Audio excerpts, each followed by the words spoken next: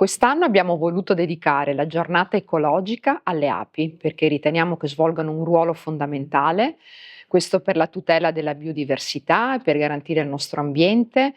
e quindi attraverso questo bando cerchiamo di accrescere la sensibilità e di dare un modo anche ai bambini, ai ragazzi, alle associazioni, alle amministrazioni di esprimere la loro creatività al riguardo. Grazie alle api viene tutelata la biodiversità, le specie vegetali, di conseguenza poi gli animali e questo poi nella catena alimentare.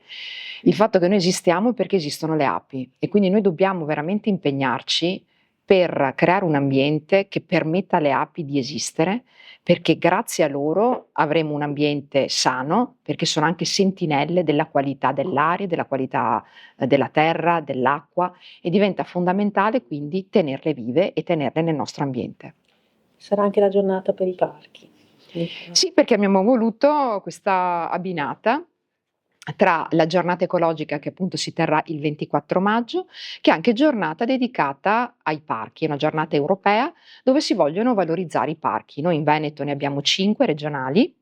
e sono i parchi che custodiscono, io dico le chicche del nostro territorio, cioè le parti più belle da un punto di vista ambientale e paesaggistico e allora valorizziamole. Le api sono delle sentinelle ambientali straordinarie e dobbiamo tutto a loro. Ringrazio l'assessore Venturini per aver messo in pista questo bando da 100.000 euro per le amministrazioni comunali, per le scuole, per le associazioni. È un salto culturale importante che mette al centro l'ape come animale, ma le comunità come coloro che possono beneficiare di questo bando attraverso delle politiche ambientali che ci consentono di dare risposte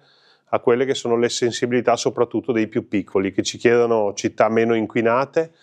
con più verde, con più parchi, con meno macchine e quindi l'assessore ha saputo interpretare al meglio la sensibilità dei bambini e dando la possibilità a tutti noi di lavorare per lasciare in eredità delle città migliori da un punto di vista ambientale di come le abbiamo trovate. Ma diciamo che come città di Treviso sono molto soddisfatto del lavoro che il vice sindaco Manera sta portando avanti da un punto di vista delle politiche ambientali. Siamo riusciti a ottenere uno straordinario riconoscimento a livello europeo. Questo non significa che siamo la città meno inquinata d'Italia, ma significa che le politiche che stiamo attuando vanno in quella direzione lì. Ovviamente il grande merito è anche dei nostri cittadini che insieme all'amministrazione vogliono lavorare per il futuro dell'ambiente della nostra città e poi stiamo facendo tanti investimenti dai